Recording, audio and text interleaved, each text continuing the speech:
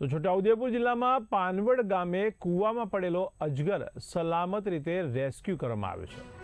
તો કૂવામાં અજગર પડ્યો હોવાની જાણ થતાં જ સ્થાનિકો દ્વારા વન વિભાગને જાણ કરવામાં આવી હતી, જેને લઈને વન વિભાગની ટીમ પણ ઘટના સ્થળે દોડી આવી હતી।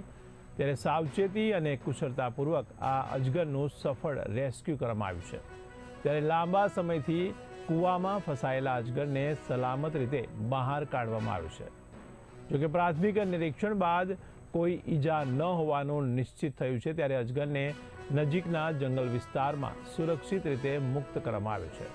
ત્યારે જંગલી પ્રાણીઓથી દૂર રહેવું અને આવા બનાવોની તાત્કાલિક જાણ કરવી તેવું વન વિભાગ દ્વારા અપીલ કરવામાં આવી છે।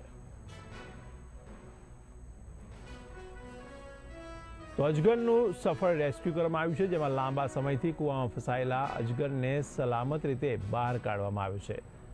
ત્યારે કૂવામાં અજગર પડી જતા પાનવડ ગામના સ્થાનિકોએ વન વિભાગને જાણ કરી હતી। ત્યારે વન વિભાગની ટીમ પણ ઘટના સ્થળે દોડી આવી હતી। જોકે સાવચેતી અને કુશળતાપૂર્વક આ અજગરનું સફળ રેસ્ક્યુ કરવામાં આવ્યું છે।